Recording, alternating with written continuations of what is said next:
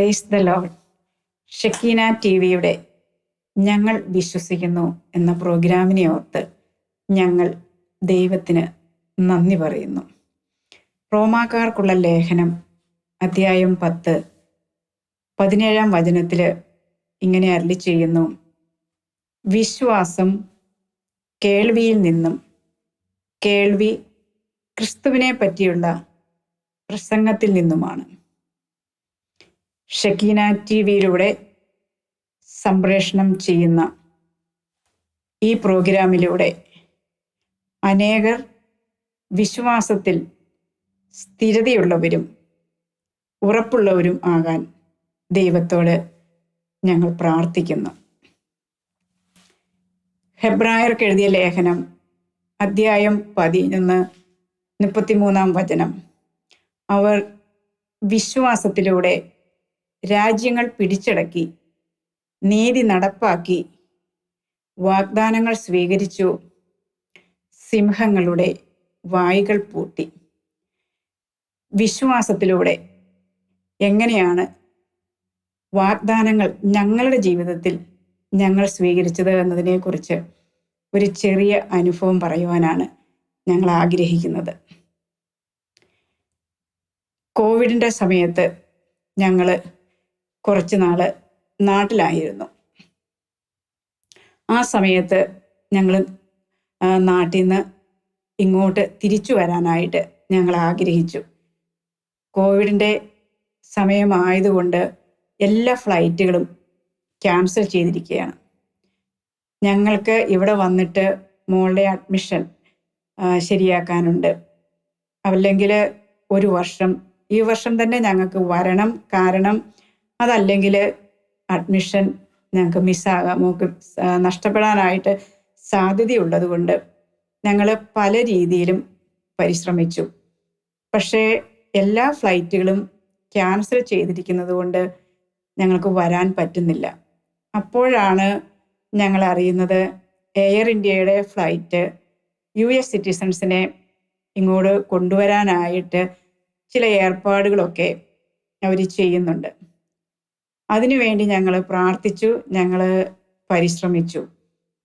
ഞങ്ങൾക്ക് email air ഇന്ത്യയിൽ നിന്ന് വന്നു തുടങ്ങി. ഞങ്ങൾ അതിൻ്റെ ആപ്ലിക്കേഷൻസൊക്കെ ഫില്ല് ചെയ്ത് ഇങ്ങോട്ട് വരാനുള്ള പരിശ്രമത്തിൽ ഞങ്ങളും അയച്ചു തുടങ്ങി. പക്ഷേ ഒന്നും, ഞങ്ങളുടെ ഒരു ആപ്ലിക്കേഷനും അവർ സ്വീകരിക്കുന്നില്ല. ഞങ്ങൾക്ക് ഫ്ലൈറ്റ് ഉള്ള ഇങ്ങോട്ട് വരാനുള്ള ഒരു അറേഞ്ച്മെൻറ്റ്സും ഞങ്ങൾക്ക് കിട്ടുന്നില്ല. എങ്കിലും വിശ്വാസത്തിലൂടെ വാഗ്ദാനങ്ങൾ സ്വീകരിക്കാമെന്ന് ഞങ്ങൾ വിശ്വസിച്ചു. ഞങ്ങൾ ഉറച്ചു വിശ്വസിച്ചു.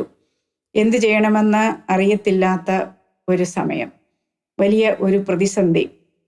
അങ്ങനെ ഇരിക്കുമ്പോൾ റോമാക്കാർക്കുള്ള ലേഖനം 8 അധ്യായം 31 വചനം: ദൈവം നമ്മുടെ പക്ഷത്തെങ്കിൽ ആര് നമുക്കെതിരെ നിൽക്കും? ഈ വചനം ഞങ്ങൾ 9 പ്രാവശ്യം പറഞ്ഞ് ഞങ്ങൾ പ്രാർത്ഥിക്കാൻ തുടങ്ങി. 9 ദിവസം ഞങ്ങൾ കണ്ടിന്യൂസ് ആയിട്ട് ഈ വചനം പറയുകയും 9 ഇത്രയും തേള മാതാവെ ചൊല്ലി ഞങ്ങൾ പ്രാർത്ഥിക്കുകയും ചെയ്തു.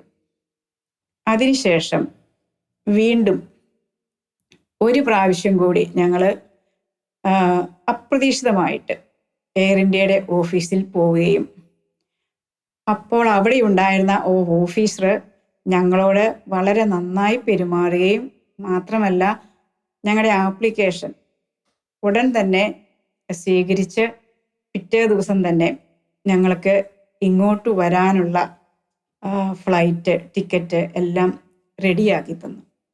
വിശ്വാസത്തിലൂടെ ഞങ്ങൾ വാഗ്ദാനം സ്വീകരിച്ചു. ഞങ്ങൾക്ക് യാതൊരു തടസ്സവും കൂടാതെ പിറ്റേ ദിവസം തന്നെ പോരാൻ സാധിച്ചു. ഞങ്ങളിവിടെ എത്തി, സുരക്ഷിതരായി ഞങ്ങളിവിടെ എത്തി. അതുപോലെ തന്നെ മോളുടെ അഡ്മിഷൻ നല്ലൊരു യൂണിവേഴ്സിറ്റിയിൽ കർത്താവ് ക്രമപ്പെടുത്തി തന്നു. എല്ലാം ദൈവത്തിൻ്റെ അനുഗ്രഹം കൊണ്ട് മാത്രം. റോമാക്കാർക്കുള്ള ലേഖനം 4 അധ്യായം 18 ഭാഗത്ത് ഇങ്ങനെയാണ് പൗലോസ് ശ്ലീഹ പറയുന്നത്: പ്രതീക്ഷയ്ക്ക് സാധ്യത ഇല്ലാതിരുന്നിട്ടും അവൻ പ്രതീക്ഷയോടെ വിശ്വസിച്ചു. അബ്രാഹത്തിനെ കുറിച്ച് പൗലോസ്ലിഹ പറയുന്ന ഒരു വചനമാണിത്. പ്രതീക്ഷയ്ക്ക് സാധ്യതയില്ലാതിരുന്നിട്ടും എബ്രാഹാം വിശ്വസിച്ചു. ഈ വചനവും ഞങ്ങളുടെ ജീവിതത്തിൽ വലിയൊരു അത്ഭുതം പ്രവർത്തിച്ചിട്ടുണ്ട്. കോവിഡ് സമയത്ത് ഞങ്ങൾ ഇവിടെ വന്നതിന് ശേഷം ഞങ്ങൾ ഒരു വീട് വാങ്ങിക്കാനായിട്ട് ആലോചിച്ചു. അപ്പം നമുക്കറിയാം, കോവിഡിൻ്റെ സമയമാണ്. ഹൗസിംഗ് മാർക്കറ്റ് ഒത്തിരി ഡൗൺ ആണ്. ബിസിനസ്സുകളൊന്നും നടക്കുന്നില്ല. എല്ലായിടത്തും ലോക്ക്ഡൗൺ ആണ്. പക്ഷേ പ്രതീക്ഷയ്ക്ക് സാധ്യതയില്ലാതിരുന്നിട്ടും പ്രതീക്ഷയോടെ അബ്രാഹാം വിശ്വസിച്ചു. ഞങ്ങളും വിശ്വസിച്ചു. അപ്പം ഞങ്ങൾ ഇപ്പം താമസിക്കുന്ന ഈ വീട് ഞങ്ങൾ കോവിഡിൻ്റെ സമയത്ത് കർത്താവ് ഞങ്ങൾക്ക് ഒരുക്കി തന്നതാണ്. പ്രതീക്ഷയ്ക്ക് സാധ്യതയില്ലാതിരുന്ന സമയത്ത് കർത്താവ് ഞങ്ങൾക്ക് ഒരുക്കി തന്ന ഭവനമാണ് ഈ ഭവനം. അപ്പോൾ ജെറമ്യ 32:27 ഇങ്ങനെ വചനം പറയുന്നുണ്ട്: ഞാൻ സകല മർത്യരുടെയും ദൈവമായ കർത്താവാണ്, എനിക്ക് അസാധ്യമായി എന്തെങ്കിലും ഉണ്ടോ? ഐസയ 32:18 കർത്താവ് ഇങ്ങനെ അരുളി ചെയ്യുന്നു: എൻ്റെ ജനം സമാധാനപൂർണമായ വസതിയിൽ പാർക്കും, സുരക്ഷിതമായ ഭവനങ്ങളിലും പ്രശാന്തമായ വിശ്രമ സങ്കേതങ്ങളിലും തന്നെ. ഞങ്ങൾ ഈ വചനം 9 പ്രാവശ്യം ഞങ്ങൾ 9 ദിവസത്തേന് പ്രാർത്ഥിക്കാൻ തുടങ്ങി. ഞങ്ങളുടെ കുടുംബ പ്രാർത്ഥന കഴിഞ്ഞ് ഈ വചനം ഞങ്ങൾ ഉറക്കെ പറഞ്ഞ് പ്രാർത്ഥിച്ചു. അതോടൊപ്പം 9 എത്രയും ദൈവമേ മാതാവേ ചൊല്ലി ഞങ്ങൾ പ്രാർത്ഥന തുടങ്ങി. അങ്ങനെ 9 ദിവസം കഴിഞ്ഞപ്പോൾ ഞങ്ങൾ ഒരു ഏജന്റിനെ കണ്ട് ഞങ്ങളുടെ വീട് വാങ്ങാനുള്ള ആഗ്രഹം അവരെ അറിയിച്ചു. അവർ ഞങ്ങളുടെ ആഗ്രഹം വളരെ സന്തോഷത്തോടെ സ്വീകരിച്ചു. ഒരാഴ്ചയ്ക്കുള്ളിൽ അവർ ഞങ്ങൾക്ക് വേണ്ടി ഈ ഭവനം കണ്ടെത്തി. ആദ്യമായിട്ട് ഈ ഭവനം കാണാൻ വന്നപ്പോൾ ഞങ്ങൾ ഒരു വീട് ഞങ്ങൾക്ക് ഇഷ്ടമായി. വീടിൻ്റെ ലോണും പരിസരങ്ങളും എല്ലാം വളരെ മനോഹരമായിരിക്കുന്നു. ഞങ്ങൾക്ക് എല്ലാവർക്കും വളരെ ഇഷ്ടമായി. അപ്പോൾ ഞങ്ങൾ എന്ത് ചെയ്തു? ഒരു കോയിൻ എടുത്ത് ഈ വീടിൻ്റെ ലോണിലേക്ക് എറിഞ്ഞിട്ട് ഞങ്ങൾ കർത്താവിനോട് പറഞ്ഞു, ഇതാണ് ഞങ്ങളുടെ ഡൗൺ പേയ്മെൻറ്റ്. ഞങ്ങൾക്ക് ഒത്തിരി പൈസയൊന്നുമില്ല, ഞങ്ങളുടെ ഡൗൺ പേയ്മെൻറ്റ് ഞങ്ങൾ ഇട്ട് കഴിഞ്ഞു. അതിനുശേഷം ഞങ്ങൾ എല്ലാവരും കൂടെ കൂടി കരുണക്കൊന്ത ചൊല്ലി ഈ വീടിൻ്റെ മുറ്റത്ത് നിന്ന് ഞങ്ങൾ പ്രാർത്ഥിച്ചു. അത് കഴിഞ്ഞിട്ട് ഞങ്ങൾ ഇവിടെ നിന്ന് തിരിച്ചുപോയി. പിന്നീട് ഏജന്റ് ഞങ്ങളെ കോണ്ടാക്ട് ചെയ്തു. അപ്പോഴാണ് ഞങ്ങൾ അറിയുന്നത് ഞങ്ങളുടെ കയ്യിലുള്ള പൈസയും വീടിൻ്റെ വിലയും തമ്മിൽ ചേർന്ന് പോകാനായിട്ട് കുറച്ച് ബുദ്ധിമുട്ടുണ്ട്. പക്ഷേ ഞങ്ങൾ കർത്താവിനോട് പറഞ്ഞു, ഞങ്ങൾ ഓൾറെഡി ഡൗൺ പേയ്മെൻറ്റ് ഇട്ട് കഴിഞ്ഞു. ഈ വില ഞങ്ങൾക്ക് ഇച്ചിരി കൂടുതലാണ്, ഞങ്ങൾക്ക് താങ്ങാവുന്നതിലും അപ്പുറമാണ്. പക്ഷേ പ്രതീക്ഷയ്ക്ക് സാധ്യതയില്ലെങ്കിലും ഞങ്ങൾ പ്രതീക്ഷയോടെ വിശ്വസിച്ചു. കർത്താവ് പറഞ്ഞിട്ടുണ്ടല്ലോ, എൻ്റെ ജനം സമാധാനപൂർണമായ വസതിയിൽ പാർക്കും, സുരക്ഷിതമായ ഭവനങ്ങളിലും പ്രശാന്തമായ വിശ്രമ സങ്കേതങ്ങളിലും തന്നെ. ഞങ്ങൾ വിശ്വസിച്ചു. അങ്ങനെ ഞങ്ങൾ പ്രാർത്ഥന തുടങ്ങി. സൺഡേയിലെ കുർബാന കഴിഞ്ഞിട്ട് ഞങ്ങളെല്ലാവരും കൂടെ ഈ വീടിൻ്റെ മുറ്റത്ത് വന്ന് നിൽക്കും. ഞങ്ങൾ കരുണക്കൊന്ത ചെല്ലും, മാതാവിനോട് പ്രാർത്ഥിക്കും. ഞങ്ങൾ വചനം പറഞ്ഞ് ഞങ്ങൾ ഈശോയെ, ദൈവത്തെ സ്തുതിക്കാൻ തുടങ്ങി. അധികം താമസിയാതെ ഞങ്ങളുടെ ഏജൻറ്റ് ഞങ്ങളെ വീണ്ടും കോണ്ടാക്ട് ചെയ്തു. അവർ പറഞ്ഞു ഇതിൻ്റെ ഹൗസ് ഓണർക്ക് വിലയിൽ അഡ്ജസ്റ്റ്മെൻറ്റ് ചെയ്യുവാനായിട്ട് അവർ തയ്യാറാണെന്ന്. അപ്പോൾ അങ്ങനെ വന്നു കഴിഞ്ഞപ്പോൾ കോൺട്രാക്റ്റിൻ്റെ ഇതിൻ്റെ എല്ലാമായിട്ട് ഞങ്ങൾ മുമ്പോട്ട് പോയി. അപ്പോൾ ഡൗൺ പേയ്മെൻ്റ് ഇടാനുള്ള പൈസ ഞങ്ങൾക്ക് നാട്ടിൽ നിന്ന് കൊണ്ടുവരണം. അത് ഞങ്ങളുടെ നാട്ടിൽ അപ്പം ഞങ്ങൾക്കൊരു ഫ്ലാറ്റ് ഉണ്ടായിരുന്നു. ആ ഫ്ലാറ്റ് സെൽ ഓഫ് ചെയ്തിട്ട് അതിൻ്റെ പൈസ കൊണ്ടാണ് ഇത് ഡൗൺ പേയ്മെൻ്റ് ഇടാനായിട്ട് ഞങ്ങൾ പ്ലാൻ ചെയ്തത്. പക്ഷേ ആ സമയം കോവിഡിൻ്റെ സമയമാണ്. ഫ്ലാറ്റ് വിൽപ്പനയൊന്നും നടക്കുക എന്ന് പറയുന്നത് എളുപ്പമുള്ള കാര്യമല്ല. എല്ലാവരും ഞങ്ങളെ ഡിസ്കറേജ് ചെയ്തു. ഈ സമയത്ത് ആരാണ് ഫ്ലാറ്റ് മേടിക്കാൻ വരുന്നത്? കോവിഡിൻ്റെ സമയം, ബിസിനസ് എല്ലാം ഡൗൺ ആണ്, ആർക്കും ഒന്നും ചെയ്യാൻ കഴിയാത്ത അവസ്ഥ. എങ്കിലും പ്രതീക്ഷയ്ക്ക് സാധ്യതയില്ലെങ്കിലും പ്രതീക്ഷയോടെ ഞങ്ങൾ വിശ്വസിച്ചു. ഞങ്ങൾക്ക് ഞങ്ങളുടെ ഫ്ലാറ്റിൻ്റെ ഒരു പരസ്യം, വിൽക്കാനുള്ള പരസ്യം ഞങ്ങളുടെ വാട്സപ്പ് ഗ്രൂപ്പിൽ ഷെയർ ചെയ്തു. പ്രതീക്ഷയ്ക്ക് സാധ്യതയില്ലെങ്കിലും പ്രതീക്ഷയോടെ ഞങ്ങൾ വിശ്വസിച്ചു.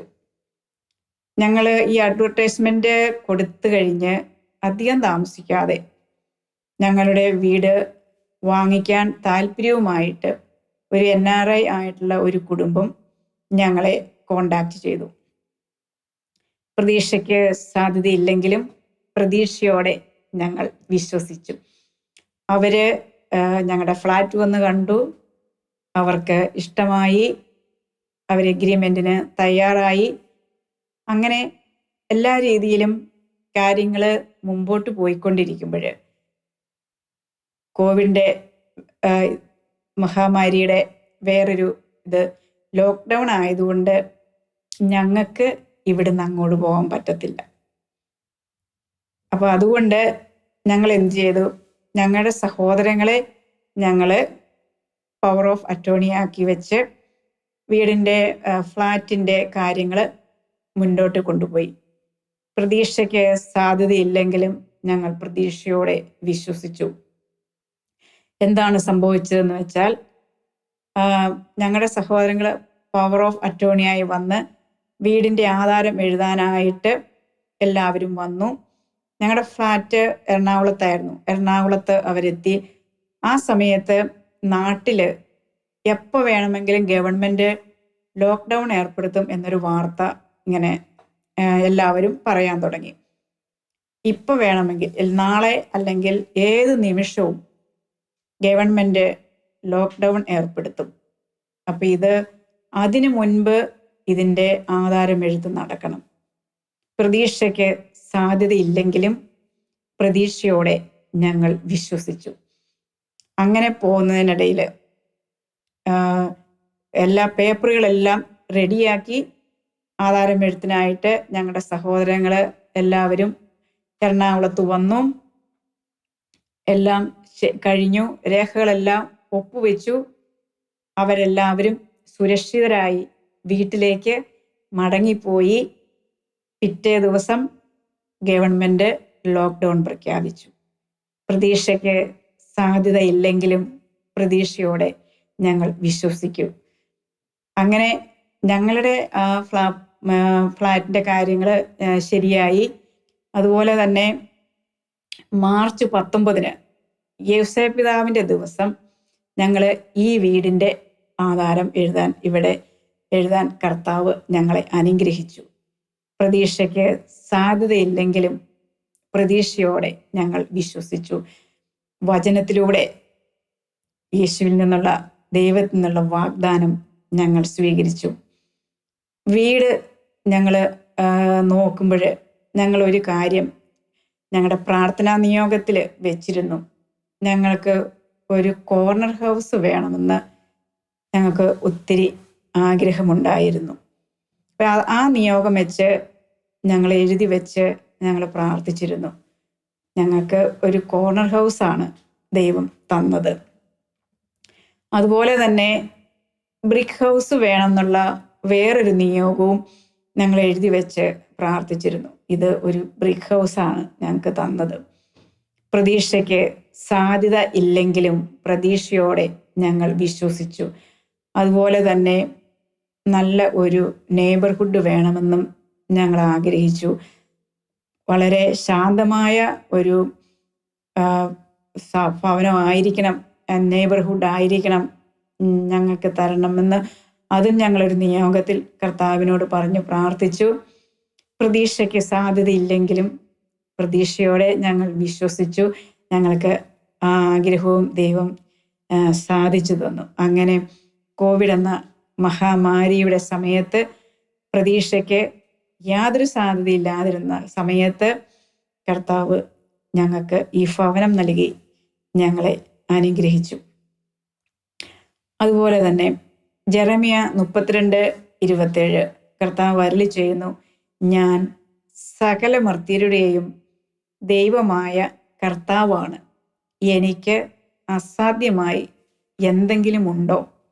ഞാൻ ആദ്യമായിട്ട് ഇതിനു മുമ്പ് ജോലി ചെയ്തുകൊണ്ടിരുന്നത് ഇവിടെ നിന്ന് ഏകദേശം 45 മിനിറ്റ്സ് ഡ്രൈവ് ചെയ്തു പോകുന്ന ദൂരത്തിലുള്ള ഒരു ഹോസ്പിറ്റലിലായിരുന്നു.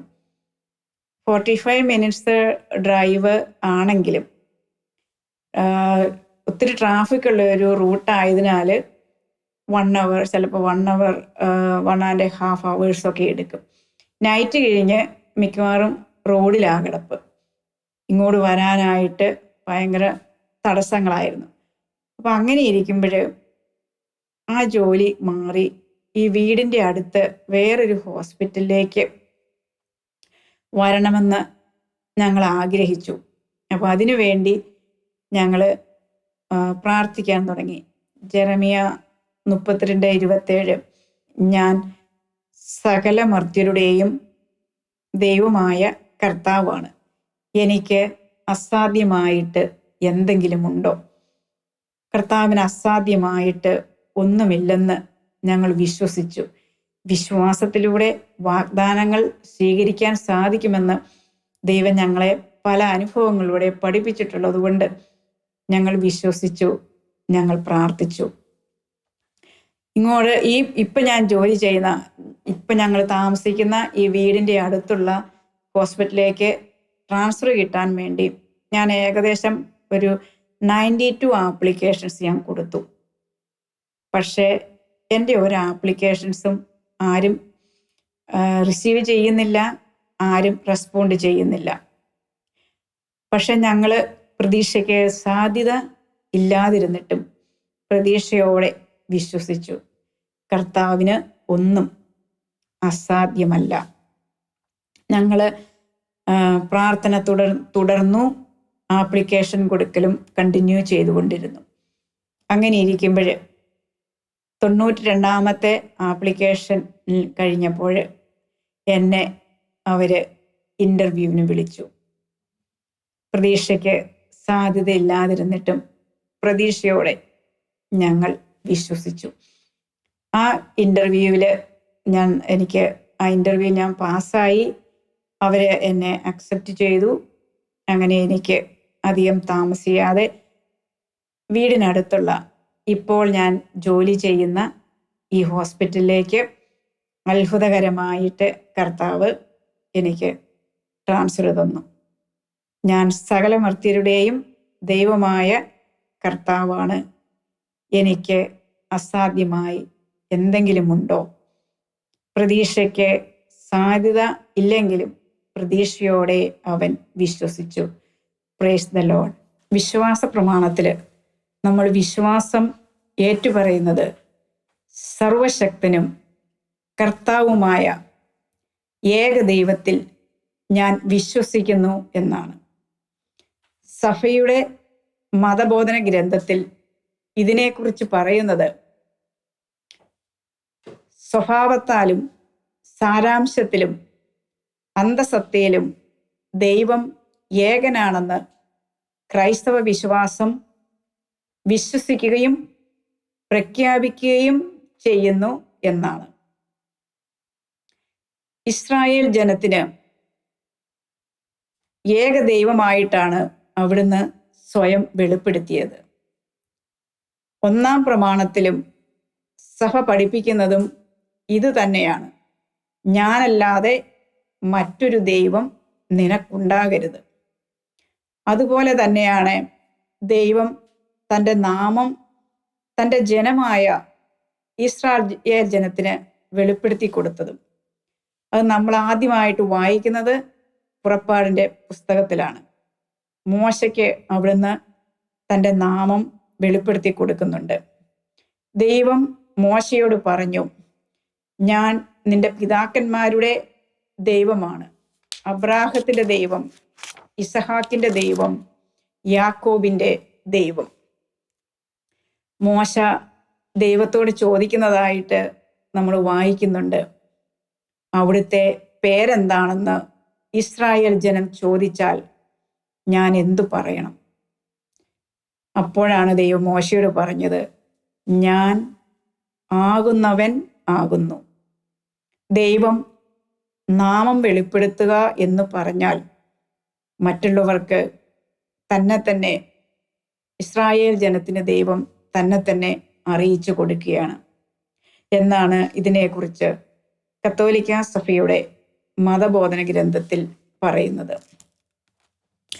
സ്വന്തം നാമം വെളിപ്പെടുത്തിക്കൊണ്ട് ദൈവം പണ്ടുമുതൽ ഉണ്ടായിരുന്നവനും എന്നേക്കും നിലനിൽക്കുന്നതുമായ തൻ്റെ വിശ്വസ്തതയും വെളിപ്പെടുത്തുന്നു. ഞാൻ ആകുന്നു എന്ന തൻ്റെ നാമം വെളിപ്പെടുത്തുന്ന ദൈവം എന്നുമെന്നും ജീവിക്കുന്നവനും തൻ്റെ ജനത്തെ രക്ഷിക്കുവാനായി സദാ അവരോടൊപ്പം സന്നിഹിതനായ ദൈവമാണെന്ന് സ്വയം വെളിപ്പെടുത്തുന്നു. ഞാൻ ആകുന്നു എന്ന ദിവ്യനാമം ദൈവത്തിൻ്റെ വിശ്വസ്തതയെ സൂചിപ്പിക്കുന്നു. ദൈവം പ്രപഞ്ചത്തിനും ചരിത്രത്തിനും അതീതനാണ്. സ്വർഗത്തെയും ഭൂമിയെയും സൃഷ്ടിച്ചത് അവിടുന്നാണ്. ഏകദൈവത്തിൽ വിശ്വസിക്കുക വഴി നമ്മുടെ ജീവിതം മുഴുവനിലും വലിയ പരിണത ഫലങ്ങൾ ഉളവാക്കുന്നതാണ്. നമുക്ക് ഗ്രഹിക്കാനാവാത്ത വിധം ദൈവം മഹോന്നതനാണ്. ദൈവത്തിൻ്റെ മഹത്വവും പ്രതാപവും ഉന്നതമാണ്. സർവ മനുഷ്യരും ദൈവത്തിൻ്റെ ഛായയിലും സാദൃശ്യത്തിലുമാണ് സൃഷ്ടിക്കപ്പെട്ടിരിക്കുന്നത്. ഏകദൈവത്തിൽ വിശ്വസിക്കുക വഴി എല്ലാ മനുഷ്യരുടെയും ഐക്യവും യഥാർത്ഥ മഹത്വവും അറിയുകയാണ് എന്നാണ് കത്തോലിക്ക സഭയുടെ മതബോധന ഗ്രന്ഥം പഠിപ്പിക്കുന്നത്. വിശ്വാസ പ്രമാണത്തിൽ ദൈവം സർവശക്തനാണെന്ന് നാം ഏറ്റുപറയുന്നുണ്ട്. ഇതിനെക്കുറിച്ച് സഭ പഠിപ്പിക്കുന്നത് അവിടുന്ന് എല്ലാം സൃഷ്ടിച്ചവനും എല്ലാത്തിനെയും ഭരിക്കുന്നവനും എല്ലാം ചെയ്യാൻ കഴിവുള്ളവനുമാണ് ദൈവം എന്നാണ്. ദൈവം സർവശക്തനാണ്, കാരണം അവിടുന്ന് എല്ലാറ്റിനെയും സൃഷ്ടിച്ചു. ദൈവത്തിന് യാതൊന്നും അസാധ്യമല്ല. ശക്തനായവൻ എനിക്ക് വലിയ കാര്യങ്ങൾ ചെയ്തിരിക്കുന്നു, അവിടുത്തെ നാമം പരിശുദ്ധമാണ് എന്ന് പ്രകീർത്തിച്ച പരിശുദ്ധ അമ്മയാണ് ഈ വിശ്വാസത്തിൻ്റെ ഏറ്റവും മഹോന്നതമായ മാതൃക. അതുപോലെ തന്നെ സഭ വീണ്ടും ഇങ്ങനെ പഠിപ്പിക്കുന്നു, ദൈവത്തിന് അസാധ്യമായി ഒന്നുമില്ല എന്ന ചിന്തയെ നമ്മുടെ മനസ്സുകളിൽ ദൃഢപ്പെടുത്തുന്നതാണ് നമ്മുടെ വിശ്വാസത്തെയും പ്രത്യാശയും ഉറപ്പിക്കാൻ ഏറ്റവും പര്യാപ്തമായ മാർഗം. ദൈവത്തിൻ്റെ അനന്തശക്തി എന്ന ആശയം ഉൾക്കൊള്ളാൻ നമ്മുടെ ബുദ്ധിക്ക് കഴിഞ്ഞാൽ നാം വിശ്വസിക്കേണ്ട കാര്യങ്ങൾ അവ പ്രകൃതിയുടെ സാധാരണ നിയമങ്ങളെ അതിശയിക്കുന്നു. മഹത്തരവും അത്ഭുതകരവുമായ കാര്യങ്ങളിൽ പോലും നിഷ്പ്രയാസം യാതൊരു വൈമനസ്യവും കൂടാതെ അംഗീകരിക്കാനാവും. ജോബ് 42:2 ഇങ്ങനെയാണ് പറയുന്നത്, ദൈവമേ, അങ്ങേക്കെല്ലാം സാധ്യമാണെന്നും അങ്ങയുടെ യാതൊരു ഉദ്ദേശവും തടയാനാവുകയില്ലെന്നും ഞാൻ അറിയുന്നു. ദൈവം സർവശക്തനാണെന്ന് വിശ്വസിക്കുമ്പോഴാണ് നിത്യരക്ഷയിലേക്കുള്ള വാതിൽ നമുക്കായി തുറക്കപ്പെടുന്നത്. വിശുദ്ധ പൗലോസ്ലീഹ എഫേസോസുകാർക്കുള്ള ലേഖനത്തിൽ 2-ാം അധ്യായത്തിൽ 8-ാം വചനത്തില് ഇങ്ങനെ പറയുന്നു: വിശ്വാസം വഴി കൃപയാലാണ് നിങ്ങൾ രക്ഷിക്കപ്പെട്ടത്. അത് നിങ്ങൾ നേടിയെടുത്തതല്ല, മറിച്ച് ദൈവത്തിൻ്റെ ദാനമാണ്. നമ്മുടെ സൽപ്രവൃത്തികൾ കൊണ്ട് നേടാൻ പറ്റുന്നതല്ല വിശ്വാസം. അത് ദൈവത്തിൻ്റെ ദാനമാണ്.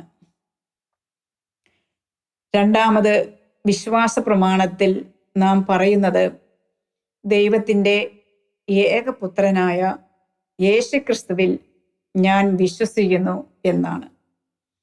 ഉത്ഥാനത്തിന് ശേഷം ശിഷ്യന്മാർക്ക് പ്രത്യക്ഷപ്പെടുന്ന യേശു അവരുടെ വിശ്വാസരാഹിത്യത്തെയും കഠിനഹൃദയത്തെയും കുറ്റപ്പെടുത്തിയെന്ന് വിശുദ്ധ മർക്കോസിന്റെ സുവിശേഷം 16-ാം അധ്യായം 14-ാം വചനത്തിൽ നമ്മൾ വായിക്കുന്നുണ്ട്. അതുപോലെ തന്നെ മർക്കോസിന്റെ സുവിശേഷം 6-ാം അധ്യായം 5-ാം വചനത്തിൽ ഇങ്ങനെ വചനം പറയുന്നു: ഏതാനും രോഗികളുടെ മേൽ കൈകൾ വെച്ച് സുഖപ്പെടുത്തുവാനല്ലാതെ മറ്റ് അത്ഭുതമൊന്നും അവിടെ ചെയ്യാൻ അവന് സാധിച്ചില്ല. അവരുടെ വിശ്വാസരാഹിത്യത്തെക്കുറിച്ച് അവൻ വിസ്മയിച്ചു. കുരുടന്റെ കണ്ണുകൾക്ക് കാഴ്ച കൊടുക്കുന്നതിന് മുൻപ് ഈശോ കുരുടനോട് ഇങ്ങനെ ചോദിക്കുന്നുണ്ട്: എനിക്കിത് ചെയ്യാൻ കഴിയുമെന്ന് നീ വിശ്വസിക്കുന്നുവോ? നീ ജീവനുള്ള ദൈവത്തിൻ്റെ പുത്രനായ ക്രിസ്തുവാണ് എന്ന് വിശുദ്ധ പത്രോസ്ലീഹ പ്രഖ്യാപിക്കുന്നതായിട്ട് നാം ബൈബിൾ വായിക്കുന്നുണ്ട്. അപ്പോൾ ഈശോ പത്രോസ്ലീഹായോട് ഇങ്ങനെയാണ് മറുപടി പറഞ്ഞത്: മാംസരക്തങ്ങളല്ല, എൻ്റെ സ്വർഗസ്ഥനായ പിതാവാണ് ഇവ നിനക്ക് വെളിപ്പെടുത്തിയത്. മത്തായിയുടെ സുവിശേഷം 16-ാം അധ്യായം 16-ാം വചനത്തിലാണ് ഇങ്ങനെ രേഖപ്പെടുത്തിയിരിക്കുന്നത്. വിശ്വാസം ഒരു ദാനമാണ്. വിശ്വാസത്തിലൂടെ വചനമാകുന്ന ക്രിസ്തു നമ്മിൽ ഓരോരുത്തരിലും മാംസം ധരിക്കട്ടെ എന്ന് പ്രാർത്ഥിക്കുന്നു. ഷെക്കീന ടിവിയുടെ ഞങ്ങൾ വിശ്വസിക്കുന്നു എന്ന ഈ പ്രോഗ്രാമിലൂടെ അനേകരുടെ വിശ്വാസം വർദ്ധിക്കട്ടെ എന്ന് പ്രാർത്ഥിക്കുന്നു. ദൈവത്തിന് മഹത്വമുണ്ടാകട്ടെ. Praise the Lord.